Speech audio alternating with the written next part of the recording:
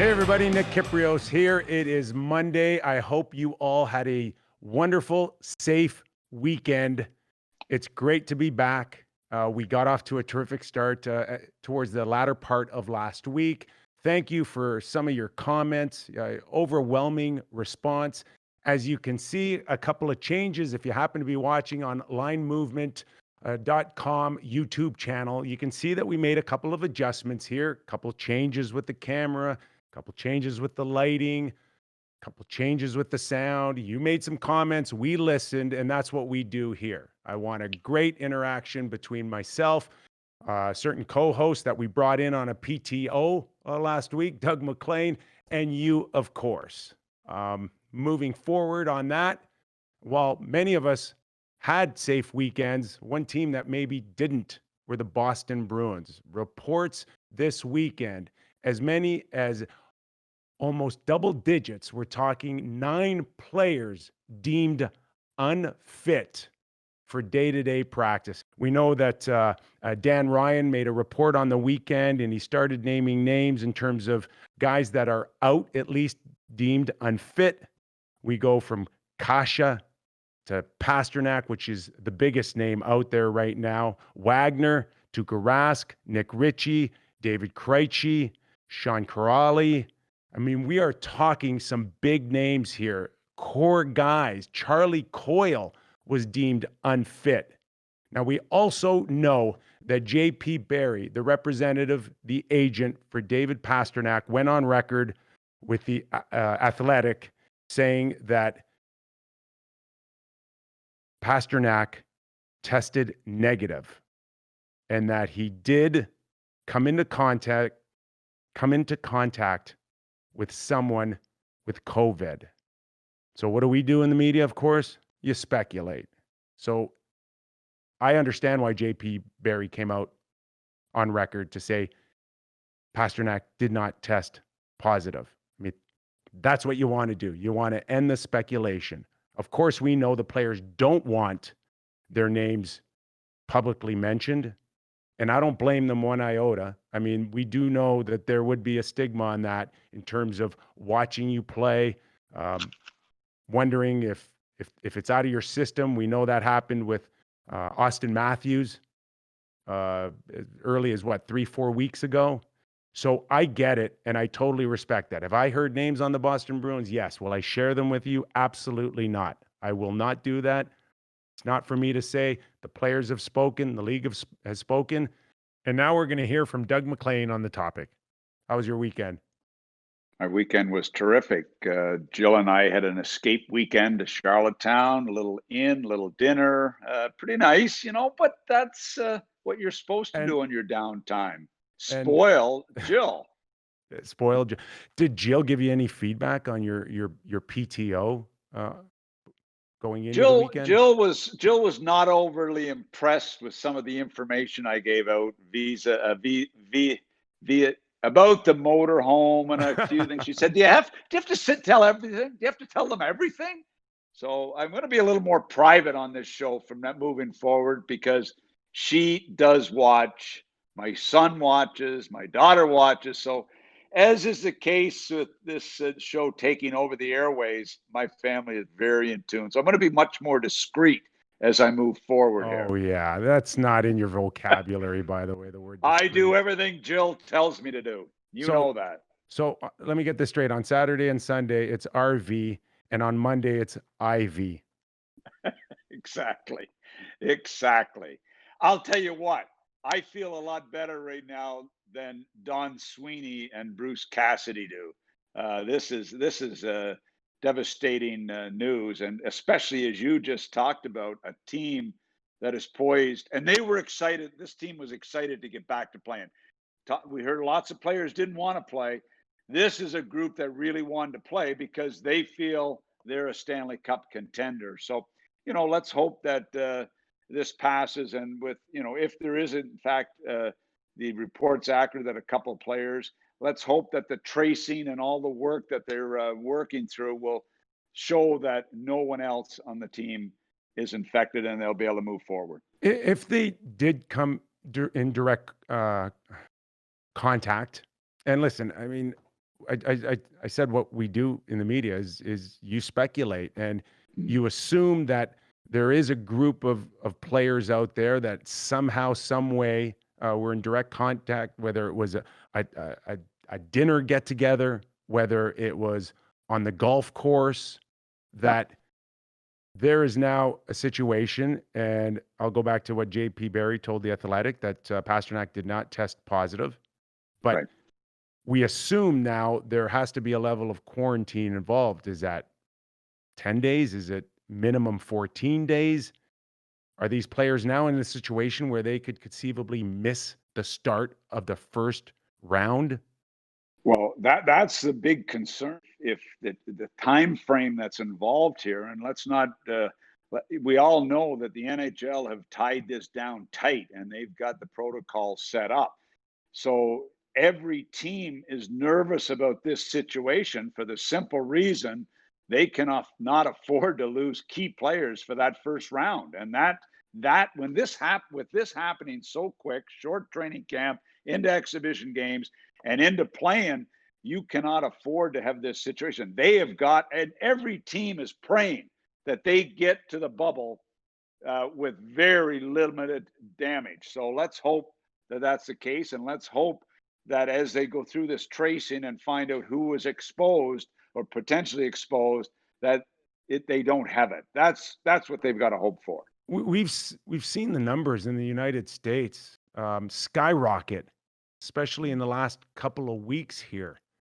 I don't understand why we sent players to certain states that are producing record numbers continuously, and not necessarily that situation in Massachusetts, but I just wonder why the players, who a lot of them came from Canada, where we've been able to control our numbers, are Right, now in a right. situation to go back to Florida. Um, and doesn't that change the odds of players coming back Well, into the hubs in Edmonton and Toronto? Isn't that riskier? well, look, we when we left Florida, Florida was trending as good as Canada, as good as Canada. We and I saw when they started opening up, when I was out picking up takeout food, I saw what was going on in Florida. I saw young people going crazy, like hitting the bars, no masks. I mean, it was scary. And today, I'm watching it because my daughter's living in Delray right now, and they're getting 15,000 as high as 15,000 new cases a day in Florida. And we've seen spikes in 40 of the states. So, look, the teams know the protocol, the players understand it. They've got to get through this next 10 days somehow, some way, so they give themselves a chance to get on the ice as a team. We're using the term unfit right now, unfit to participate, unfit to practice, unfit to play. That's been used with individuals, but watching the Boston Bruins now, Mac, is it conceivable that we could be talking about a whole team unfit to play? Well, we've seen what's gone on, and people are saying, well, why do they have this B group playing and why have the guys moving out? Well, obviously, what's going on is when they do think there's any chance that people have been exposed, they move them to a different group to practice. I mean, I'm hopeful that they've done and they've been careful enough that maybe it is only the two cases and the other number of guys will test negative. That's the hope. And I guarantee you, Don Sweeney's praying for that as well as Bruce Cassidy. So let's hope that that's the case. We saw a similar incident where Pittsburgh pulled seven or so guys because it was precautionary and all of a sudden it disappeared. So let's hope that that's the case with the Boston Bruins and they are fit to play August 1st. And it really is now, from here on in, a race to get to the bubble here. We do know that they're all scheduled to report July 26th. Some teams are hoping to get 2 exhibition games in. And I'm But wondering, Mac, at the end of the day, do we start handicapping the favorites just based on who's there and who's not? I mean, well, look, it's that hey, simple at this point, isn't it? In a normal training camp, you go through the month or so and you're nervous about losing guys to injury. I can't imagine the pressure on management right now when you're going through a shortened training camp and you have this over your head. That I mean, it's bad enough when you're talking groins, you're talking shoulders, you're talking knees, but to have this as a major issue, this is a takes it to a whole nother level because of the dangers out there. So you know what? Shortened training camps tough enough. This puts additional pressure on every organization. And yeah, you are praying every day as a GM that you're getting to this bubble because they're confident if they get people to the bubble, it'll be okay. Well, we shall see. I think Max Domi got it right. Of course, he delayed his announcement whether or not he'd participate or not. But I think those 10 days, as we can see, especially with the Boston Bruins situation over the weekend, that so much can change in just an instant here. And perhaps he'd feel a lot better getting to the bubble opposed to getting prepared for the bubble. Yeah, and I mean, when you're in his situation with a a tough medical situation, he's got to be more careful than anybody. And there are numerous guys in the league that are on the same boat. So yeah, I mean, I think it was a smart decision to hold back. And look, sure he's going to miss training camp, but you know the condition Max is in. You know he's a skater, so you know that he's going to catch up pretty quick. So I think it was a good move. Mac, you, of course, are talking about Max Domi and his type 1 diabetes, which we know puts him perhaps in a more vulnerable situation than most. And I know they're doing everything they can to educate him moving forward. So we'll Yeah, await Max's decision here right. in the near future here.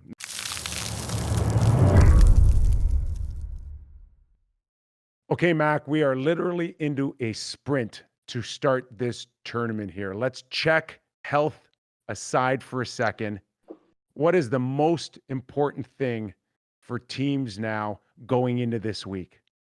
Well, look, it's really different because they're used to a month-long training camp with 8 exhibition games, and the veterans used to hate the exhibition games. They wanted to play the home exhibition games, but they sure didn't want to travel. So they're rid of that. So I think there's genuine excitement amongst the players once they get back with their teammates. But what it is for the coaches right now is they got to work on making sure the players' timing is right. Players have to work on the timing. They want to refocus on team play systems, just a quick system review, and then they really focus in on who they're going to play first. The teams that are in the play-in round in particular, a couple exhibition games, but I think it's more of just mental preparation, timing of the players. Again, 140 plus days, plus or minus, these guys have not played. So I think there'll be tremendous focus. If you're watching these practices today, you're seeing tremendous focus because the players know how Hey, quick they got to get up to stop it. speed. Stop it. You're sounding like a general manager all over again. You know what the beauty of any training camp is, even this one, is Meal that money, the meal money that you used to shut rip up for us a off second, on. not the meal money, you cheapo. It's it's listening to guys like you, coaches, general managers, Oh yeah, scouts, get to coach speak. drool all over again how great their team looks, how good the prospects look, how good specialty teams are, what great conditioning we are. And then the Yeah, first 4 games start and it's like blah, and blah, blah. the whining starts. And the whining But starts. I'll tell you what, there's And we're no not as good as we prospect. thought we were. Yeah, right. I lived that. So listen, I think it would be really different because it's such a short window here that I really believe there would be great focus in the practices and the listen. Okay. This is a great opportunity. You're not fighting for the playoffs. You're in the playoffs, and it's wide open because of the situation that we're in. So it'll be real interesting. I think it'll be exciting to be in there right now watching them. And Well, yeah, I know the coach talk. And don't kid yourself. The meal money was real important. Do you remember getting that envelope with all that player training camp meal money? Oh, I know, it's I know, unbelievable. I know players that have been retired for years now still have their brown envelopes. Okay. That's the only thing. I missed 2 things since I got fired. I miss my meal money, and I miss my Yes. owner's private jet. That's what Yes. I really miss. Other I than miss. that, well, the pay has Yes. dropped substantially Yeah. too. Yeah. Yeah, I'm forgot about that. good. I'm good for all but 2 days every month, the 16th and the 31st. Oh man, Right? I know, Okay. devastating. You mentioned opportunities, and all kidding aside, there are some players that aren't household NHL names now, might end up becoming one if we can get through to crowning a Stanley Cup champion. And two in particular, I want to talk about is Nick Robertson from the Toronto Maple Leafs, who has come in and made some noise. Now, Nick was not a top 10 pick, but certainly at the pace that he scored in junior has made enough noise where, yeah, more hype probably out of Toronto than anywhere else in the hockey Right. world. But there is lots of talk about this kid. The other one is Philip Broberg, who is a top 10 pick, a defenseman for the Edmonton Oilers, who's also Right. making some noise here Right. and could conceivably be on the top 30 or 31 roster going into this. Where are you now in terms of being realistic on whether or not these guys can come in, start, and actually contribute? Look, I think there's so much pressure right now on the Toronto Maple Leafs with their series with the Blue Jackets that the coaches are not going to take a chance. I understand Nick Robb. I think he's a great prospect. I've heard great things about him. But I would be shocked if he comes in unless they're in a desperate situation. I don't see that. I don't see the coach taking a chance when you're in. Every game is going to be do or die. Like when you're on the bench, Nick, and when you're playing, when I was coaching, every shift is a critical shift.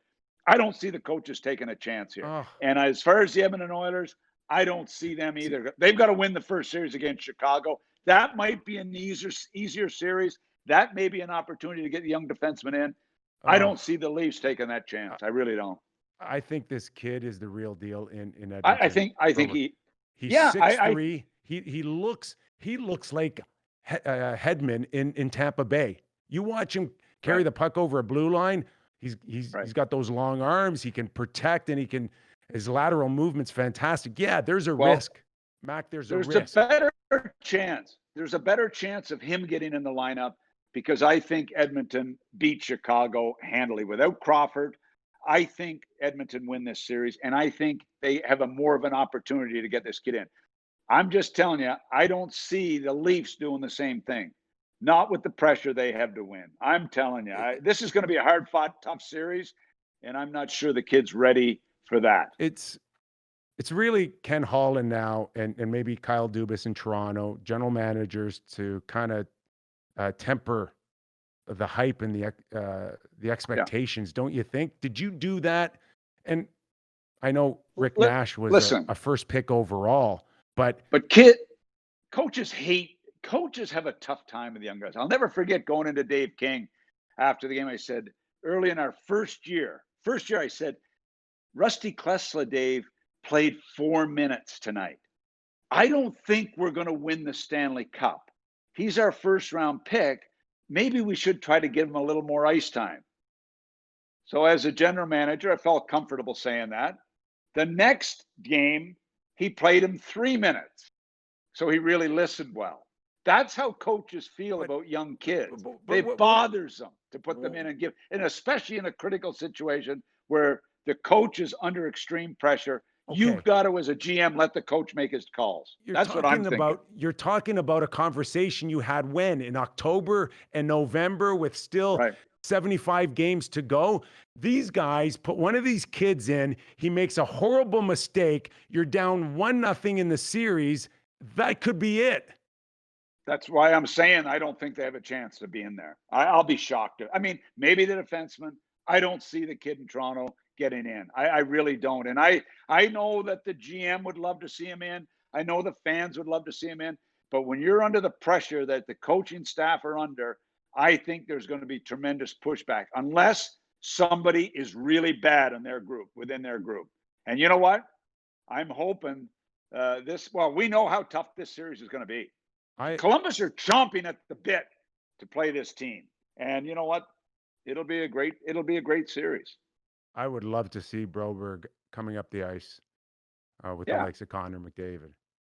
Oh, You you'd just, love to, and you he just, will. you do worry though. You do worry if you put somebody in that can't. I don't know about the right term is handle the pressure, but you assume that if there are mistakes, it would be tough for a 19-year-old now to carry that, what we hope would be into January for the start of next season. That's a long time to be thinking about a mistake that possibly could cost you a 3 out of 5 series. I'll tell you how funny it is. When Nick Lidstrom came to Detroit, when Brian Murray and I were there, we were a little nervous to put Nick in his first game. How does that sound now? How Wow. dumb. And Nick comes in, but he was, let's not forget, he was a couple of years older than these guys, when he came over. And all of a sudden I don't remember a bad shift that Nick Lidstrom ever played, let alone a bad game. So, you know what? But to put a 19-year-old in this pressure situation, going through a long training camp would be a tremendous asset to these two kids. Going through the 8 or 9 exhibition games would be a tremendous asset. But to put them in at what they're facing right now, I think it's a mistake. You got to build a set like mine, you know? You, you know how I great it know, I is know, to I get out know. of bed, and the only traffic you get going to work is if you pass a kid on the stairs. You got to get I yourself a look set. like Bob McCown with I look like Bob McCown with this little glasses tint here. I kind of like it. I kind of It's like the look of awesome it. The working out of sun's your own coming in. I home. got these damn glasses. I get to wear the same shirt. I don't have to comb my hair. It Okay, is seriously, awesome. do I'm not do we gonna. have to wear blue every day on this Hey, show, or can we mix it up a little? I mean, this you is can you wear. can't You really can wear. tell, but this is a You can nice wear blue anything you want every day. I promise, though. Callaway. I will not get to the point where I look like Elliot Friedman. Oh my God, Have you seen seriously, him lately? that's sad. That's Hey, sad. are they That's sad. filming Castaway 2? Is he auditioning? He is definitely Tom Hanks. All right, And you know listen. what? The thing with Elliot, he's not that good looking to begin with. Like, why would he do that to himself? But anyway, Hey, listen. Thank you for today. thank you. This is Thank you. I found you a little better on your second PTO tryout today. Well, I did. You're people are improving. nervous. People are nervous about this PTO. People are nervous because they're nervous as to how you will do without me. That's what they're really nervous about. So Do we'll I see. do I go on the old NHL calendar where I assume that on your PTO you come out of training camp, I get you in 5, 7 exhibition games and then make my Yeah, decision? Or do I have yeah. to go on the shortened, abbreviated training camp that we're on now? What's my time frame? What would you like? I think for the sake of your career, you want to shorten it up as much as you can. you you want to get me on more than not, just so that sign stays up behind you. All right. Well, listen, I'll let you get out of here.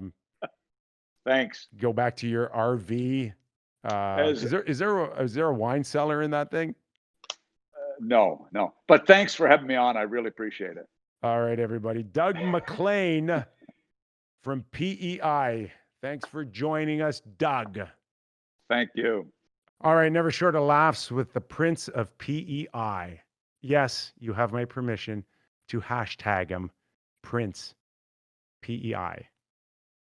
All right, coming up next, we talked about this last week that we want big name guests. We're going to have people that move the needle in the National Hockey League. My next guest is just that guy, Ian Pulver. Prior to being a player rep with Will Sports, he spent over 15 years in the National Hockey League Players Association, representing players like me, Wayne Gretzky, Mario Lemieux, some of the biggest names in hockey. And yeah, you can lump me in that group. I don't mind.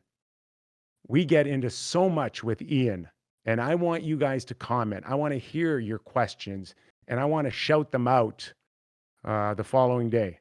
So after you listen to the interview, please let us know your thoughts on the Real Kyper at Noon show, and we will get them out.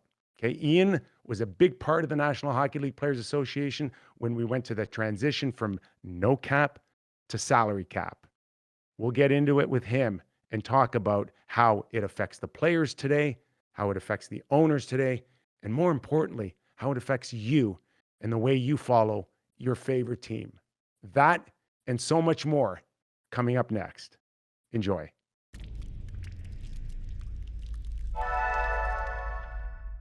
All right, my next guest is someone that I've known for over 30 years. When I broke into the National Hockey League in 1989, I had one NHL Players Association meeting with a man by the name of Alan Eagleson.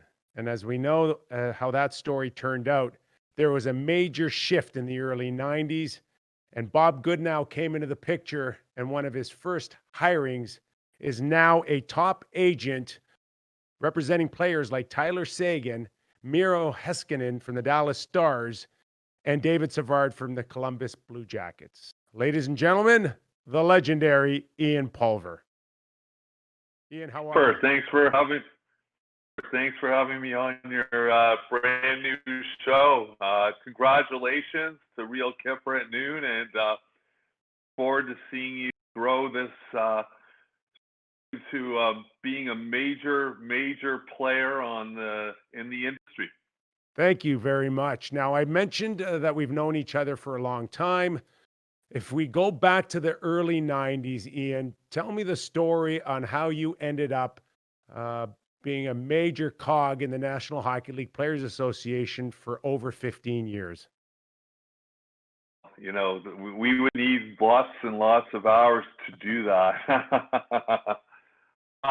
It goes back to my days at UBC Law School in Vancouver that quickly transitioned into being Goodnow's first hire. Bob was named the new term, I believe, or new executive director at the NHL All-Star Game in Pittsburgh in 1990. And he was moving up to Toronto May, June of 1990, and the NHL entry draft happened to be in Vancouver in June of 90, and I met Bob along the way. I had written a paper at school and mailed it out to one NHL teams at the time, and also the NHL office and the NHLPA. New executive director Bob Goodnow answered it. We connected. And I was his first hire, and we went on a 15-year journey like no other. And it did escalate quite quickly from being a relatively unknown association, union, whatever you want to call it, to one of the more powerful ones. I feel like I got quite the lesson over my career in terms of business, in terms of valuing ourselves, in terms of fighting what we thought was for rights that we deserved. It was quite the ride, wasn't it? It's like nothing else.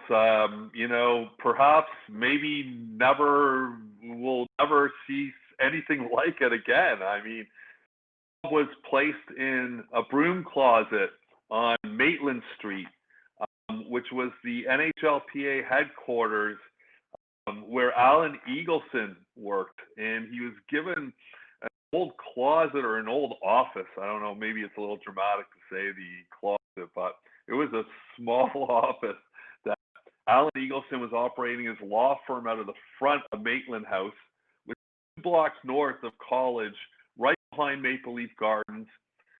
Bob Goodnow took up residence in the Howard Johnson Hotel at the corner of Yonge and College.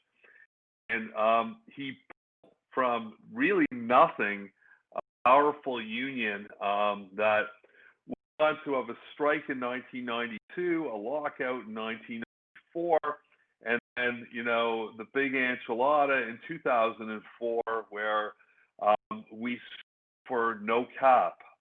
Unfortunately, it didn't work out to be a no cap, and as of last week, we're still living with a cap. But what was done throughout the 90s was powerful. were able to, and you were a major player, both as a player and also as a broadcaster, supporting the players. And, we grew something into a strong union. Ian, it's funny too, because the moment Bob Goodnow, yourself, a few others, Ian Penny, who now works for the major MLB Players Association, we started hearing about a cap real early, and one of those things that we needed to avoid. And as you just alluded to, you fought as hard as you could to hold on to it. It was lost in 2004. But even here in 2020, are we seeing the effects of why you guys fought so hard to keep it out of the game? Oh, there's no question about it. I mean, as there's a cap in professional sports, they're basically agreeing simple concept, and that is paid less than what they may be worth. A cap is nothing but an artificial plug number on a certain amount of defined revenues, not all the revenues. That's the big trickery to some degree, not all the revenues. That's why we fought so hard to have the cap. But, almost 15 years removed, the cap is reality. The cap is real. The cap has been accepted and just extended for another 6 years. And it's something that, everybody apparently, or more than apparently, is definitely prepared to live with for 6 more years. So yes, I mean, we fought really hard to keep the cap out in 2004, so much so we had prepared the players of the National Hockey League in 2004 to do something that no other union has ever done, and that is not play hockey. The players fought as hard as they could for as long as they could. They put down their sticks and did not go to work. And some wanted to longer, but the prevailing sentiment at the time, led by some other people, they were ready to go back to work under a cap. I don't think there's a more qualified person on the planet to ask you this question, because, of course, you've lived it on so many sides. One, as a member of the National Hockey League Players Association, and now as a player representative with the Will Sports Group. What do you think of this current 2020 extension? Let me add to that, Ian. Simply put, on a scale of 1 to 10, where is this agreement for the players that you represent?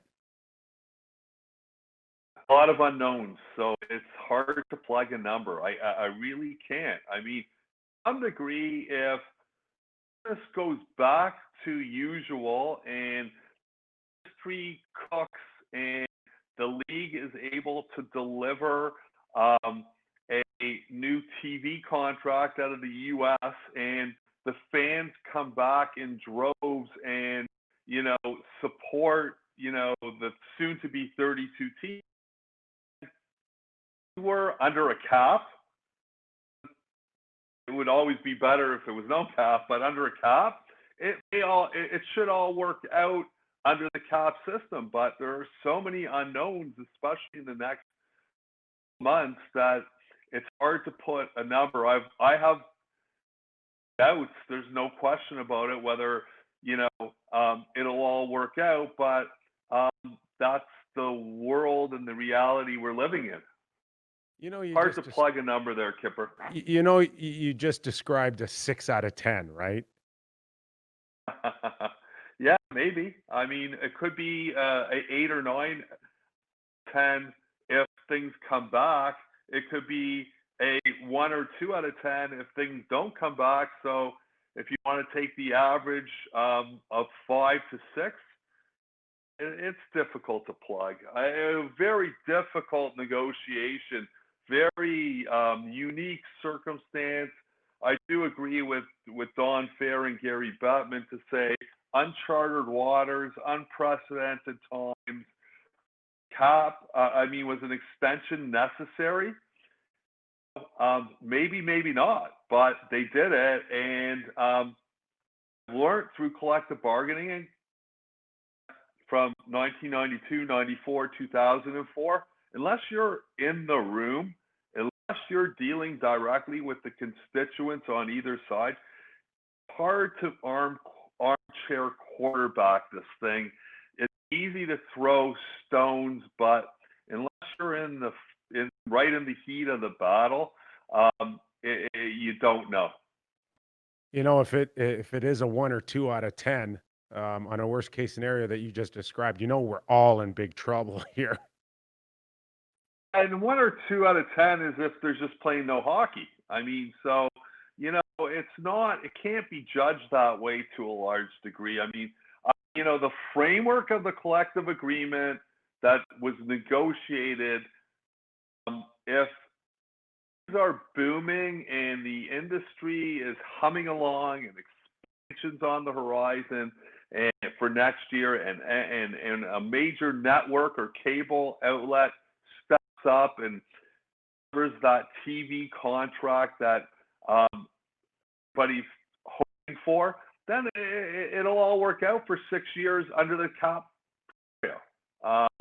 So the framework, the rules, the structures are all livable in the cap world. So it's hard to put a number on anything. When I look at this CBA, and I think on the surface, players think that they've got certain guarantees, but I think you touched on it. If we don't come back next January to some form of an open building, and I don't know what that means. Does it mean 2,000 people, 5,000, 10,000, or 15?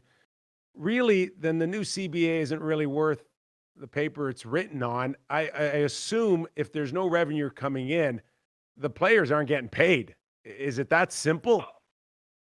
It's listen, the devil is in the details, and it all depends on how it's written, how things are interpreted under the standards contract, under the collective bargaining agreement.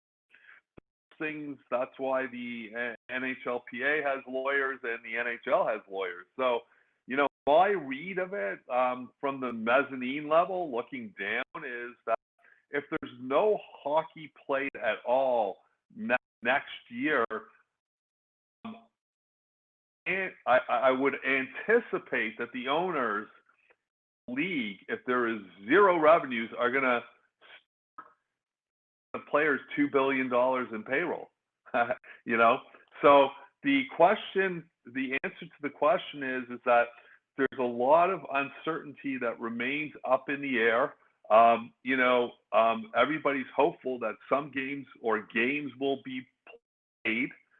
I do read the new collective agreement to have a 20% escrow with a 10% salary deferral, which would amount to arguably not having a full season with full revenues. So there is contemplated certain things happening, and if they don't happen, then each party probably will stake a position and they'll negotiate over it. Some of my most favorite people in this industry are agents. And whatever you're getting paid, Ian, and all the rest of you guys out there, in my opinion, it's not enough. When I know from behind the scenes of the work that you do for your clients, it's really incredible. You are just not a guy that negotiates numbers. You guys are psychiatrists, you're medical doctors, your dads, your parents, your brothers. You got to be there for your players 24/7. If I could only tell people out there the stories that I know that would make up huge headlines the next day are never heard of because of guys like you doing your jobs. So in saying that, what do you say to your players now? How do you protect your players in a pandemic when we still have so many unknowns out there? What kind of conversations have you had as your players go back this week into training camp? training camp or no training camp, so there's so much uncertainty, and no one can profess to be an expert in this area because, to some degree, no one knows, and that's the whole difficulty behind it. Players, for the most part, have been patient and understanding. They're nervous a little bit, because it could eat away. Careers are only for so long, and guys have lots of unknowns. Should I go to Europe? I'm not a free agent until December, January. Should I go to Europe? Should I not go to Europe? KHL starting up. DEL's on hold. Switzerland's up in the air. What's happening? What's happening with the American Hockey League? For guys that are on two-way contracts, and you can't give them. Has a crystal ball, so anxiety's up a little bit. We're still, we're entering the heart of the summer. For the players who aren't in training camp, they still have time on their hands. That are in training camp right now are occupied. They're in routine, and Kyper, that players love routine. So those guys are distracted, and they're distracted in a great way because they're doing what they love, and they're scrimmaging and conditioning and getting ready for resumption of play. How about some of the new clauses that we're hearing in contracts? I'm hearing entry-level deals now with some teams. The Boston Bruins gave a prospect a clause that's tied into his signing bonus that has to do with how many people are in the building as early as maybe January. How about the KHL? You guys went from negotiating full year salaries to per game salaries. Is this all? How do you handle that as a rep? Every league's different and every circumstance is different. I've heard I've heard of a couple clauses for American Hockey Leagues along the lines of, based on the number of players in the number of fans in the building. I haven't heard that in the NHL yet. I haven't seen that, but I know that the American Hockey League, based on start of play, some teams have conditions built into some contracts. The KHL says they're going to be up and running come September, but things can stop on a dime anywhere in the world, especially in Russia, if things aren't going as well as everybody has planned. So really a state of chaos to a large degree. Chaos because we're in the off season except for the NHL resumption of play. You got a lot of top prospects that are a few years away from the National Hockey League, yet they're still eligible for junior. We do hear here in Canada, the CHL plans on resuming. We don't know when for sure, but we also know that the National Hockey League's planning on having their draft in the second week of October. Is it possible that we could see junior hockey even before the draft? Quebec originally came, the Quebec Major Junior Hockey League originally came and said that they hope to start, late September, early October. Dave Branch, Ontario Hockey League Commissioner, wasn't as specific, and he said that they're looking to return to play in the fall at some point in time. In my opinion, it'll be difficult for Ontario or any CHL junior league to start prior to the NHL draft. I can't see the top prospects for this year's NHL draft wanting to go suit up and play games prior to that, most about day in their lives, and that's the NHL draft. In the real world, we'd be into NHL development camps. NHL draft would have taken place at the end of June in Montreal. Those players, the Lafrenières and the Byfields and the other players that are top picks would be in development camps right now. and things would be cooking along. But with this uncertainty, it's tough to say, hey, son, to a player, why don't you go start to play in the OHL, and then, we'll take the day off on the Friday of the draft, see where you get drafted, and then go back to work for your junior team. I think that there's too much on the line. So that's why I believe, my gut tells me, is that the CHL is kind of monitoring the health and also debating on when their best start dates are. But there are the USHL, I have heard, may start up, but their first kickoff tournament for the USHL players usually is in Pittsburgh, the third week in December. So, we'll have to see how everything plays out. Well, you're right. And the trickle effect right down to minor league hockey, whether it's in Canada, the United States,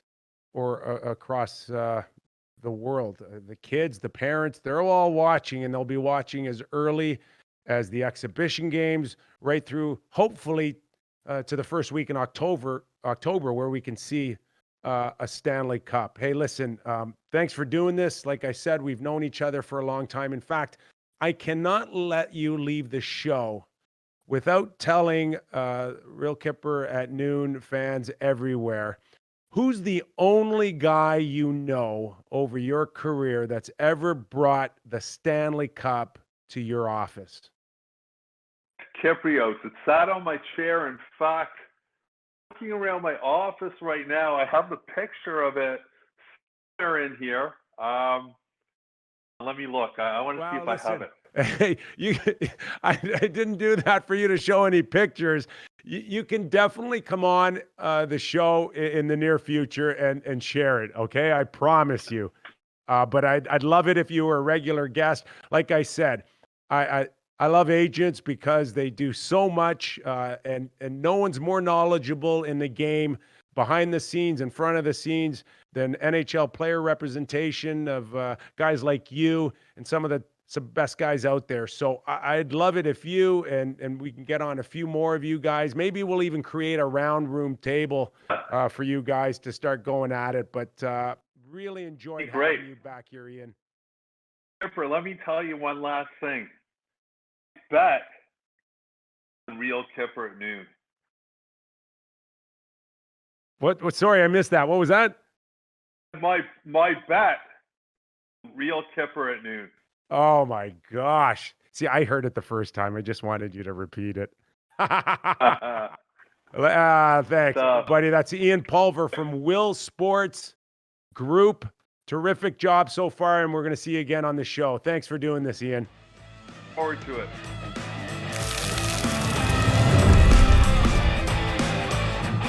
Hey, everybody. Thanks for tuning in today. We had a blast. I found my old pal, Doug McLean, and I will do my best to get him signed, sealed, delivered to all of you on a consistent basis moving forward on the Real Kyper at Noon show.